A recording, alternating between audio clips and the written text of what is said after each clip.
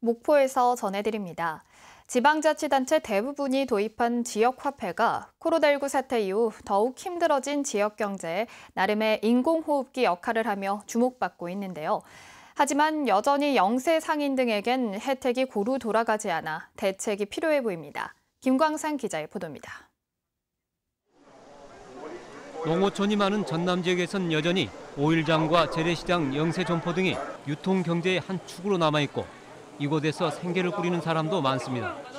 대부분의 시군이 이른바 지역사랑 상품권, 지역화폐를 도입한 이유이기도 합니다.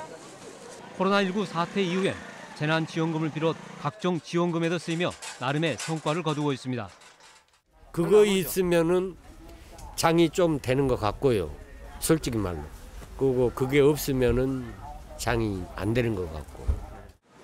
하지만 하나로마트와 주유소 등 대형 매장을 운영하는 농협 쏠림 현상으로 영세 상인들에게 돌아가는 혜택이 적은 것이 문제입니다. 이전까지 재난지원금 지원 대상에서 빠졌던 노점상은 아예 배제되는 지역도 있습니다. 재래시장이나 노점상들, 그 사람들이 더 가장 긴급한 그 위치에 살고 있는 사람들이에요. 그런 사람들은 빼고. 지난해 1,250억 원어치를 발행한 해남의 경우엔 농협을 제외시키기도 했지만 농협의 영향력과 소비자 편의 주장에 밀려 대부분 그대로입니다.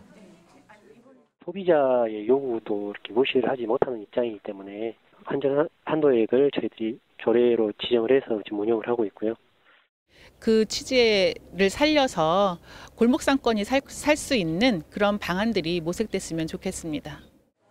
코로나19 사태가 해를 넘겨 장기화되면서 경기 침체 피해를 상대적으로 더 많이 받는 골목 상권과 전통시장, 영세 상인 등에 대한 정책적 배려가 더욱 아쉬워졌습니다.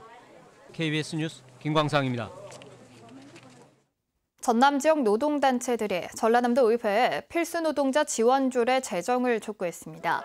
공공운수노조 교육공무직본부 전남지부 등은 오늘 도청 앞에서 기자회견을 열고 전라남도 의회가 지난해 말 의료와 돌봄, 복지, 운송 등 필수 노동자를 위한 지원조례를 발의해놓고도 국회에서 관련법이 계류 중이라는 이유로 통과시키지 않고 있다며 내일 임시회에서는 조례를 의결해야 한다고 주장했습니다. 전남보건환경연구원은 전남에서 사는 해외 이주 여성 328명의 홍역 항체 형성 여부를 조사한 결과 78.9%가 항체가 있었고 미형성자로 파악된 69명에 대해서 백신을 접종했다고 밝혔습니다. 국내 홍역 환자는 2017년 7명에서 2018년 15명, 2019년 194명으로 해마다 늘고 있고 전남에서는 2019년 무안과 장성에서 해외에서 이주해온 이들과 관련해 5명의 환자가 발생했습니다. 지금까지 목포에서 전해드렸습니다.